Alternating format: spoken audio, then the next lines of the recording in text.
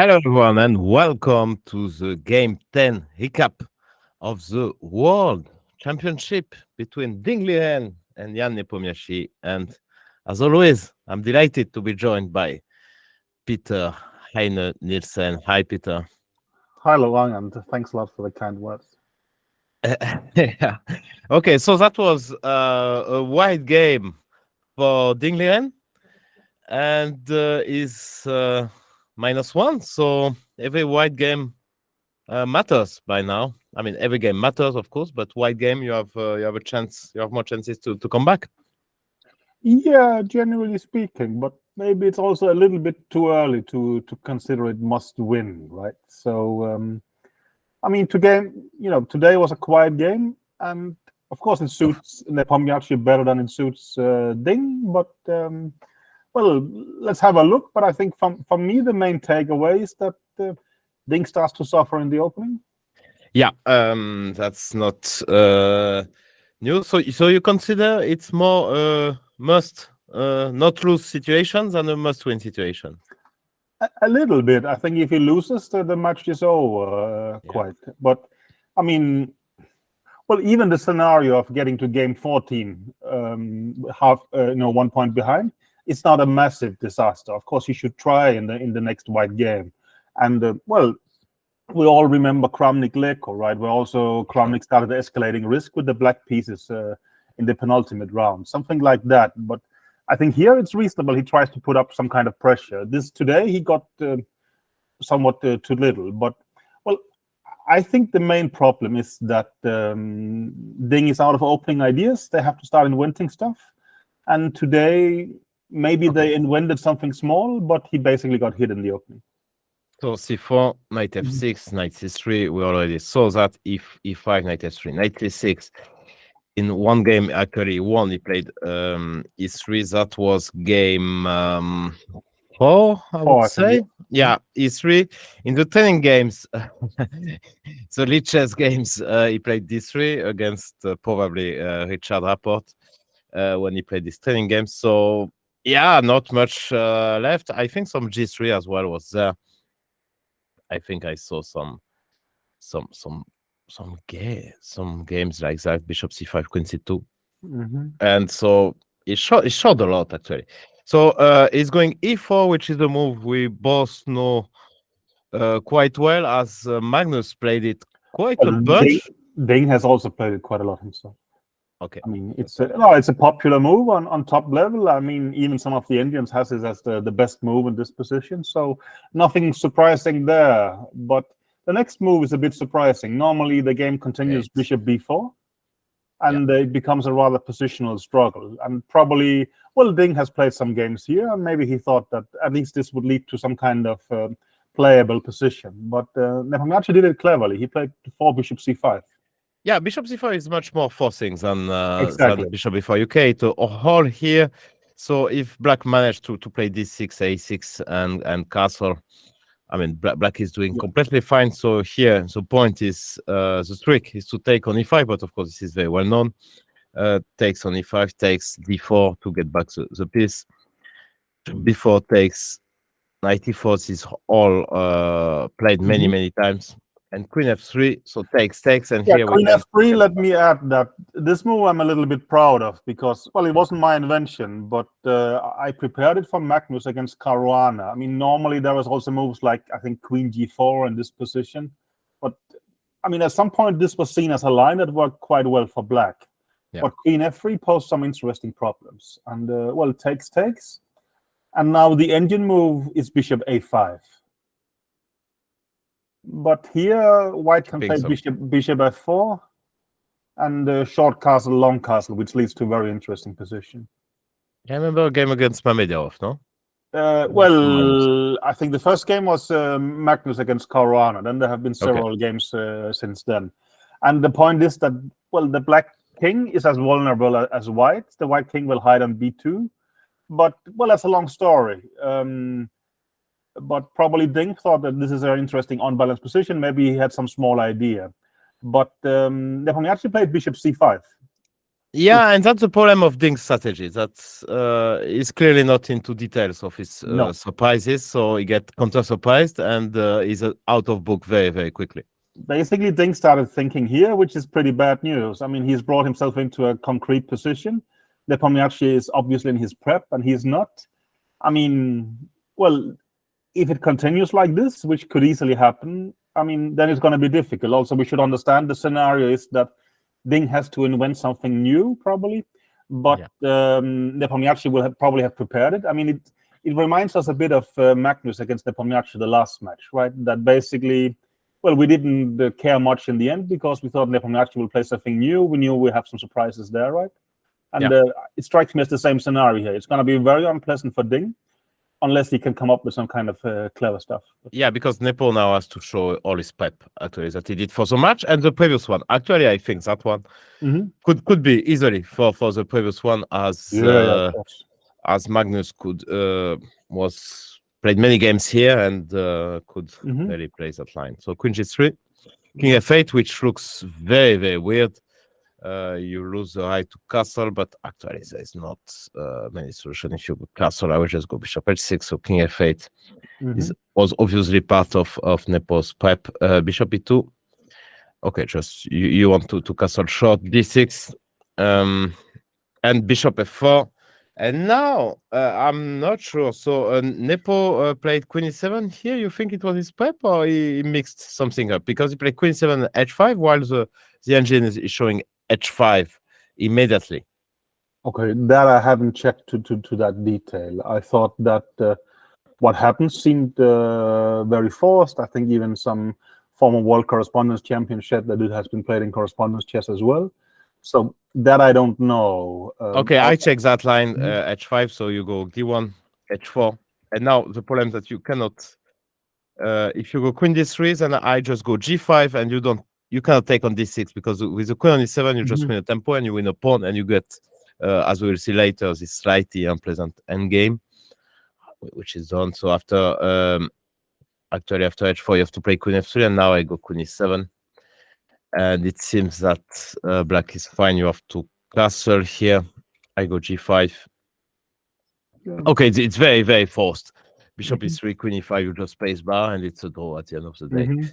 You take here, I take, check, king g7. If you space bar in the most stupid way, well, one more move, and I'm doing extremely well actually as black. So you have to take the draw here.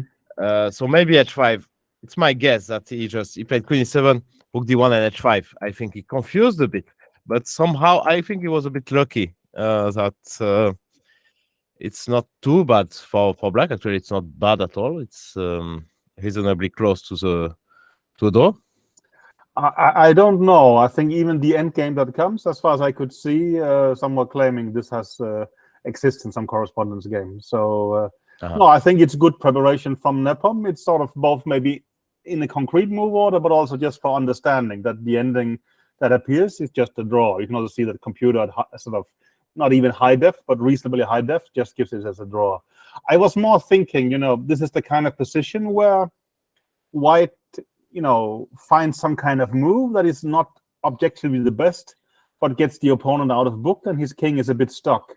But I was not able to find anything. I mean, the problem with what Ding is doing is that it just leads to a, very straightforward draw is ending. But I have no better suggestions either myself, right? I was trying to look at, sacrifice pawn somehow, but I don't see it. Okay. H4, so queen f3 will get back to this g5 line, which I showed. So he played queen d3. Of course, you can never take because there's a check collecting the rook.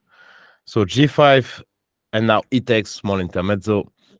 C takes d6. I thought the only option was bishop e3. Yeah. But yeah, of course, takes. Let's say, just keep on playing bishop e6, and then the rook will come here, king will come here, and it looks very. The king is a bit stuck. So that was the way to play, but the pawn structure is so bad. I was not able to find any kind of reasonable ideas for white with the computer, at least.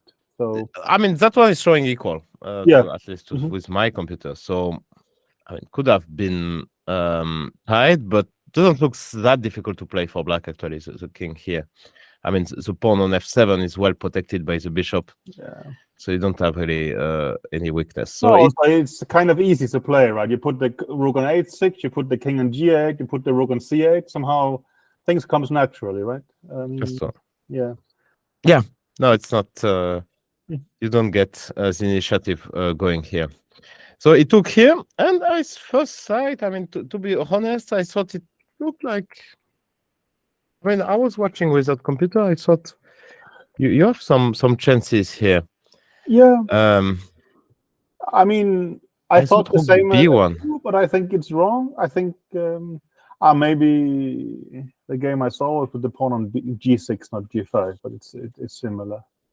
I mean, you had just tries to go like this, b5, and let's say rook b5, king e7. That was the line I was. I mean, I'm sure the Norwegian supercomputer says this was just a draw.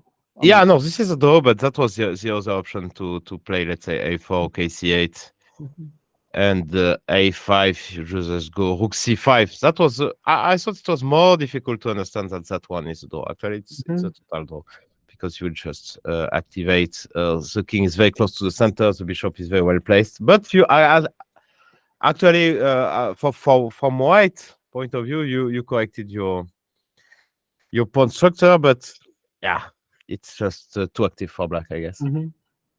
No, it's a beautiful defensive concept from Nepom in general, right? He's just giving a pawn, but I mean, there is really nothing for white here. I mean, you cannot really blame Ding for not trying. It just doesn't exist. Yeah. So f4, king e7, rook b4 takes attacking the pawn, and now h3 simply. I thought maybe also you could flick in h3 with white. Yeah, but again, I thought this. Yeah, exactly this. Yeah. No, sorry, not here. Here. To take bishop h3, you have to go king h2, and now I can just maybe just go like this and here. Yeah. And again, you have this very active rook. Yeah. Maybe you lose. I mean, you have a problem. You cannot both protect the a2 pawn and collect that one. No. And in such scenario, it's not even clear that who to pick. I mean, the pawn is. No, exactly. I mean, can be incredibly fast. I'm pretty sure the computer was just saying flat 0 here. Yeah. Well. I mean, if you don't know these positions with black, they might look scary, but it seems obvious that Nepom, I mean, has looked at or been shown this ending and just been. You think so? That's really my hunch. It's. I'm not sure. I mean, Nepo, whatever happens, he just plays fast and first his intuition quite a lot. I think he mixed up the move order. Okay. I don't know. I just playing fast because it's what he does. I mean, rook f4, h3, g4, and now he played very, very fast rook ac8, but he has this, anyway, he will play fast and active. So, and actually in that position, it's the right plan. I mean, this was c5, a5, just because this pawn is simply alone and weak. So then we look queen f2. The good thing for white is that this pawn is will be lost most likely with king g3, and at some point we'll find a way to collect it. But black has way too much counterplay, and the problem that we'll see later. Here we could foresee the end. Yeah, this 2 against 1. I mean, it basically always end up like this. That whites get the mini victory of ending up with a clear extra pawn, but on the premise that it's a completely simple draw, right? Yeah, because it's on the same side and it's 2 against 1. There is no chance. Rook c5, a4, planning to protect the pawn like this. Rook a5, bishop d1, and b6. Out as usual. It's also not too surprising, right? Look at the white pawns. Yeah, I mean, they are weak. Of course, the h3 pawn is all sort of a mixture of strong and weak. But it too many things falls up, and we will see. And there is really not much to say. So king g3, rook h6, rook f4, king f8. Just waiting strategy for black. Waiting. No, actually not solely that. It's preventing rook d5, which is a threat. and it's transferring the king to g7, where it's actually much safer. Right now, rook d5 is a considerable threat. This should be avoided, but okay. No, I'm just showing. A tad helpful. Yeah, rook h6 was a good move. So is king f8, and I was trying to figure out, is there any practical chances during the game? I could not really see it. I mean, maybe what he did is the best, but Nepomniachtchi defends it very, very well. 8 and now rook c5 again, very active, collecting here, giving up that pawn, but rook a7, bishop c4, keeping the rook active. That pawn on bishop c4 is one of the few moments where Black has to play an only move. I mean, rook takes c4 would be completely different, but then you take and go rook c7, and suddenly, White has a healthy extra pawn. But okay, I mean, never gonna happen.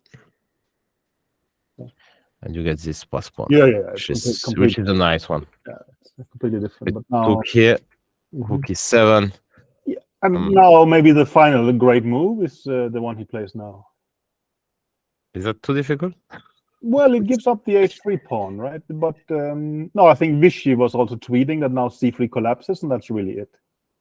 And no, so if king h3, just bishop e6, and you get back to the pawn. Yeah, so he played rook e5, x takes, and now bishop b3. Nice little trick, but not too difficult. No. So attacking the bishop, attacking the pawn. So you have to take rook takes c3, check. Yes, we rook b3, and now we will lose that one, but we'll exchange. In the meantime, the b pawn. So rook b5, rook a3 takes king h3, and now it's a total draw. Even if you don't have this nice little final move, which ends the game immediately, actually, and avoids some little suffering. I mean, if White is in time to play king g3, h4, or king g3, h3. I mean, preventing this f5. It's still a complete draw, but I mean, you play 20 more moves, and he played f5, which is just tell me, my favorite line here about White is g5. Rook g4, rook g6. Exactly. Let's get home immediately. Okay, that's a nice one. I didn't see that one. Yeah. So after g5, rook g4 is a problem, and so we take on f5. That would be a draw even without taking back the pawn. Yeah, but that, h and f. You don't want to suffer like of course. This. No. And you go rook f4, and you cannot really protect. You played rook b5, but rook g6 would have been the same story. Then you take back that pawn, and you end up with that little pawn. Rook b5, king f6, king g3 takes, h4. Of course, it's just a draw with the h pawn with stalemate would win. If stalemate would win for White, that would make the game much more interesting. No, I don't think so, but that's a separate discussion. I mean, there has been these AlphaZero experiments, and you seem like you can just defend better. But let's leave that for another subject, another video. So, yeah. Well, if anything, this strikes me as a typical World Championship game, right? I mean, good defensive preparation from Black. White puts a bit of pressure. Black defends well. Game is over. It's sort of like World Championship used to be in a way, right? Yeah, we get back to normal. Yeah. A bad day for Ding because on two, I would say he's clearly running out of ideas. Yeah. Is also one white game less today, so this is only 2 whites game. Now, if Nepo is getting closer simply to 7.5, he has 5.5 now.